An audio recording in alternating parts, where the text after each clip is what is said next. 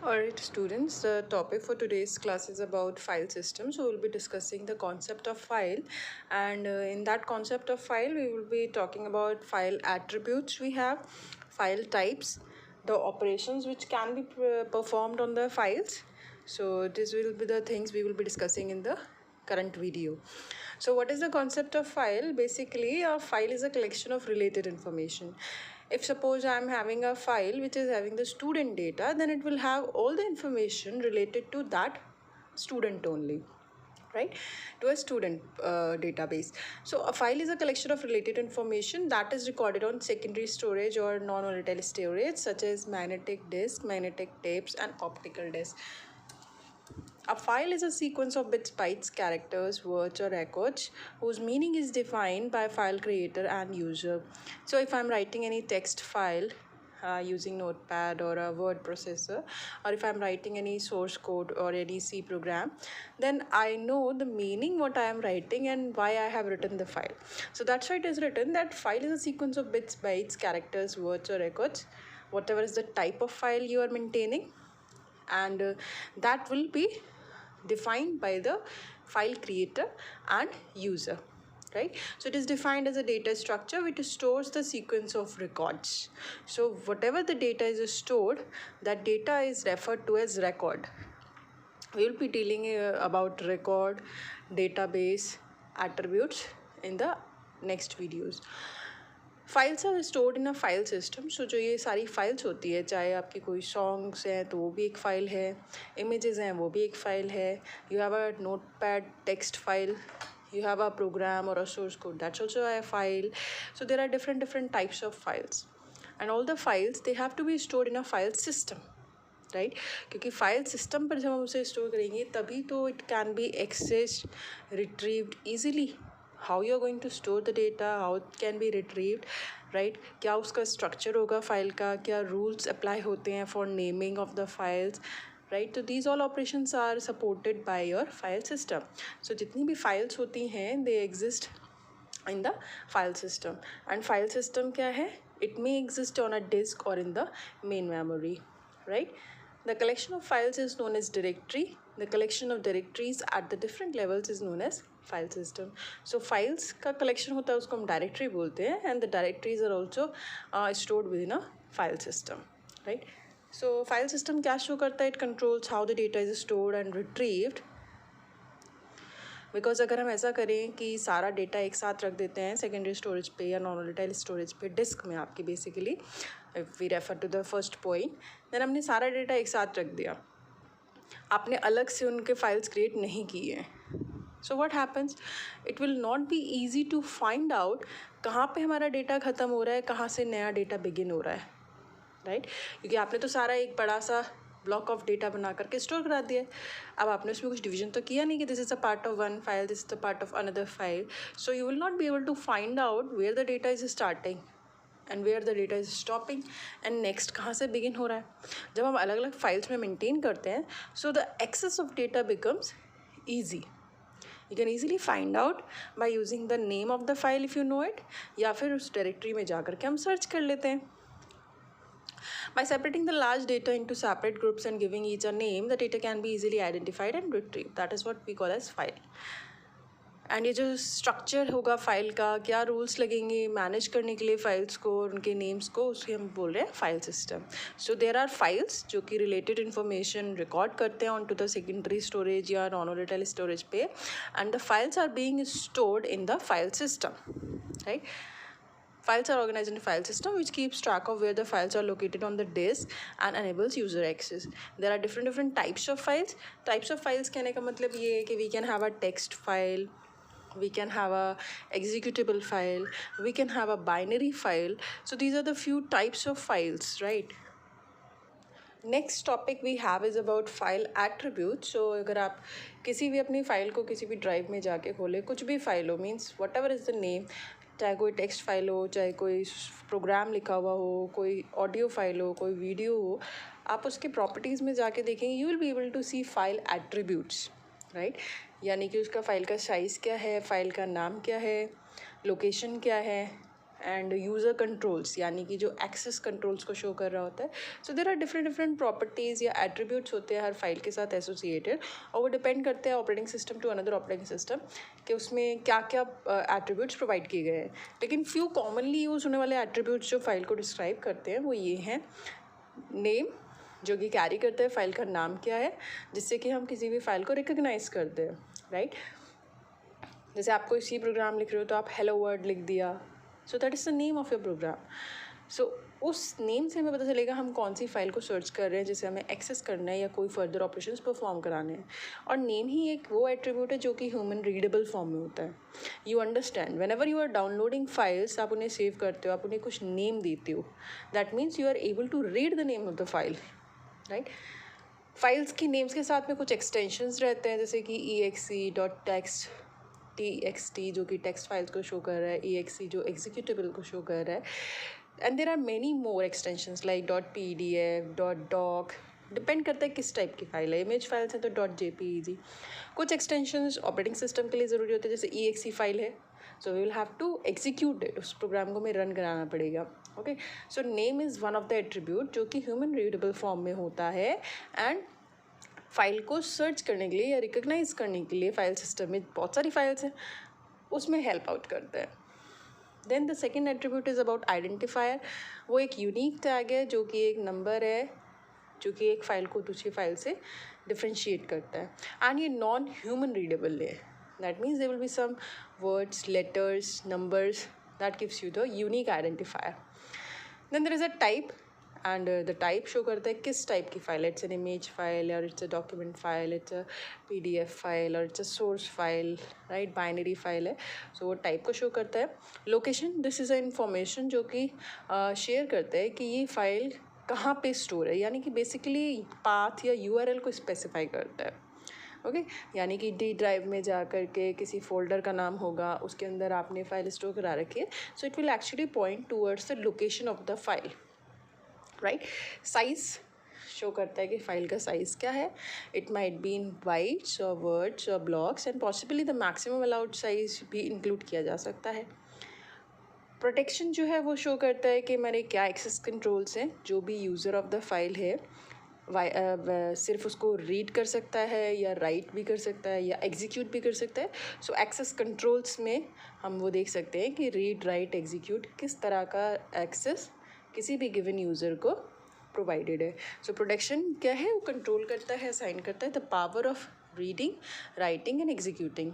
Time, date and user identification, ये जो information हैं ये शो करते हैं कि फ़ाइल कब क्रिएट की गई है, कब उसको मॉडिफाई किया गया है, कब उसको यूज़ किया गया है. So this is actually useful for protection and security purpose.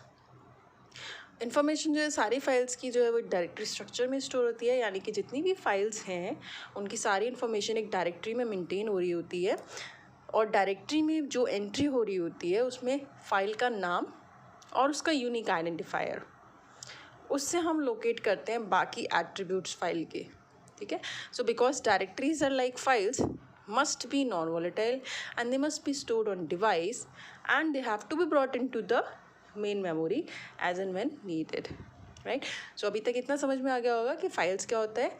File एक तरह का डेटा स्ट्रक्चर है जिसमें कि हम रिलेटेड इन्फॉर्मेशन को स्टोर कर सकते हैं, एंड जो फाइल है वो अलग से ग्रुप्स बना सकते हैं जिनको हम डायरेक्टरी बोल रहे हैं, और सारे फाइल्स एक फ़ाइल सिस्टम में जाके स्टोर हो रहे होते हैं. फाइल्स के कुछ एट्रीब्यूट्स होते हैं जो कि एक फ़ाइल को दूसरी फाइल से डिफ्रेंशिएट करते हैं. उसका नेम होता है, नेम ह्यूमन रीडेबल फॉर्म में होता है और साथ में एक्सटेंशन हो सकता है. Then there is an identifier, type of file, location, size, protection, time, date and user identification. And directory क्या है? It is a group of files. So you collect the files together. जो भी files आपकी हैं उसमें सबकी entry जा करके डायरेक्टरी स्ट्रक्चर में हो रही होती है, right. So next we will be discussing about the operations which can be performed on the file. The operations which can be performed on file, that means once you have the file or you want to create a file, so there will be different operations, right. So सबसे पहले basic operations हम देख लेते हैं जो कि generally common operations हैं. इसके बाद और भी कुछ ऑपरेशंस हैं, सिमिलर्स हैं, विच can be implemented using these. So create क्या है? क्रिएट एक आपका फंक्शन है जो कि फ़ाइल क्रिएट करने के लिए राइट. सो इसमें क्या होगा कि it uses the create system call, क्योंकि हमें फाइल क्रिएट करनी है. Whenever you want to write a code you have to create a file. So firstly what you will be doing is, यहाँ पे 2 स्टेप्स होंगे. First thing is that you need the space in the file system, तभी आप file create कर सकते हो. So space in the file system must be found for the file. And secondly, जो भी फाइल क्रिएट हुई है उसकी एक एंट्री होनी चाहिए डायरेक्टरी में, right. So create is the function call या आपका सिस्टम कॉल है जिसके थ्रू हम फाइल का क्रिएशन करेंगे. सो 2 steps should be taken first. First thing is there should be a space onto the file system for that file. Secondly, an entry should be made for that new file in the directory, क्योंकि directory में तो सारे files की information है. और क्या information है? Name और उसका यूनिक आइडेंटिफायर. इन दोनों की हेल्प से हम बाकी एट्रीब्यूट्स फाइंड आउट कर सकते हैं उस फाइल के. दूसरा ऑपरेशन है राइट का. सो राइट का मतलब क्या है कि we want to write particular data on to the file. So यहाँ पर हम राइट सिस्टम कॉल का यूज़ करते हैं और फाइल का नाम स्पेसिफाई करेंगे, किस फाइल की बात कर रहे हैं एंड क्या डेटा राइट करना है, क्या इन्फॉर्मेशन राइट करनी है. तो system must keep a write pointer. अब यहाँ पे एक कॉन्सेप्ट आता है कि एक राइट पॉइंटर होना चाहिए so that you are able to understand कि कहाँ पर उस फाइल में जा कर के आपने लास्ट डेटा राइट किया है. So if you want to write the new data, आप उसके आगे से स्टार्ट करोगे. So there has to be a write pointer to the location in the file where the next write is to take place and pointer must be updated whenever write occurs. Similarly we want to read a file. So read file करने के लिए read system call का use करते हैं. कौन सी file से read करना है, इसलिए आपको नेम पता होना चाहिए फाइल का, एंड कौन सी लोकेशन से रीड करना है, राइट, कौन सा ब्लॉक रीड करना है, that should be put. Again यहाँ पर एक रीड पॉइंटर की रिक्वायरमेंट है, क्योंकि आपने लास्ट कहाँ पर रीड किया है उसके बाद नेक्स्ट कौन सी लोकेशन को रीड करेंगे वो रीड पॉइंटर से पता चलेगा. तो हमें राइट और रीड के लिए 2 पॉइंटर्स यूज़ करने पड़ रहे हैं. So it's better option that you go with the current file position pointer. एक ही पॉइंटर यूज़ कर लेते हैं जो कि दोनों के लिए काम कर जाएगा. तो उससे हमारी स्पेस भी बच जाएगी और सिस्टम की कॉम्प्लेक्सिटी भी कम हो जाएगी. फिर हो सकता है एक रिपोजिशन का operation with in a file, यानी कि आपको फाइल को कहीं और किसी और ड्राइव में डालना है, किसी और डायरेक्टरी में डालना है. Then you will be using the reposition function या रिपोजिशन ऑपरेशन करेंगे. तो उसमें एक्चुअली में आपने कुछ रीड या राइट नहीं किया है, you have just moved your file from one location to other. So इसमें क्या करेंगे, हम डायरेक्टरी को सर्च करते हैं फॉर अप्रोप्रिएट एंट्री, एंड जो उसका करंट फाइल पोजीशन पॉइंटर है उसको भी अपडेट कराना पड़ेगा, क्योंकि अब फाइल नए लोकेशन पे चली गई है. इसको हम फाइल सीक भी बोलते हैं. डिलीटिंग अ फाइल. सो डिलीट करने के लिए आप डायरेक्टरी में सर्च करोगे उस फाइल के लिए कि कहाँ पर है वो फाइल आपकी, एंड जब हम डिलीट कमांड यूज़ कर देंगे it will release all the file space and directory में से उस फाइल की एंट्री को भी हटा देगा. ट्रंकेट करने में क्या होता है, फाइल के जो एट्रीब्यूट्स हैं सिंपली वो फाइल को डिलीट कर देता है लेकिन उसके एट्रीब्यूट्स को रख लेता है. That means file completely delete नहीं हुई है, उसके अंदर की इन्फॉर्मेशन जो है सिर्फ उसको डिलीट किया गया है, फाइल का स्ट्रक्चर एज इट इज़ है, राइट. अदर ऑपरेशंस जो हैं उसमें आता है आपका अपेंड ऑपरेशन होता है, राइट. अपेंड से हम लास्ट में जा कर के डेटा को इंसर्ट कर सकते हैं. So it's like append operation. Secondly we have a rename operation.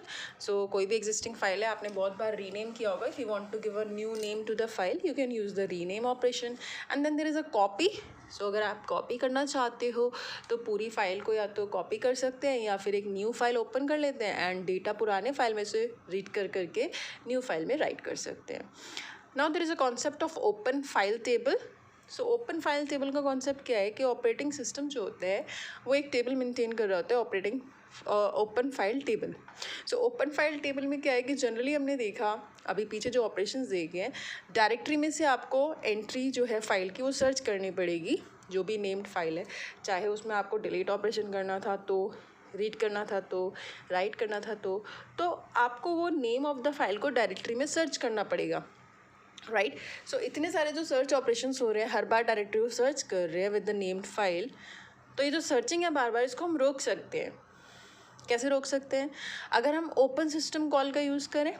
कोई भी फर्स्टली एक्टिविटी होने से पहले फाइल पे आप ओपन सिस्टम कॉल अगर यूज़ कर लेंगे, फाइल ओपन हो जाएगी और उसकी इन्फॉर्मेशन कि हाँ ये फाइल करेंटली ओपन है वो हम ओपन फाइल टेबल में मेंटेन कराएंगे, right. So it is maintain by operating system containing information about all the open files, right. So जैसे ही कोई ऑपरेशन रिक्वेस्ट किया जाता है किसी फाइल पे, वो इंडेक्स के थ्रू उस टेबल में ढूंढा जाएगा कि क्या वो फाइल ओपन तो नहीं है अभी।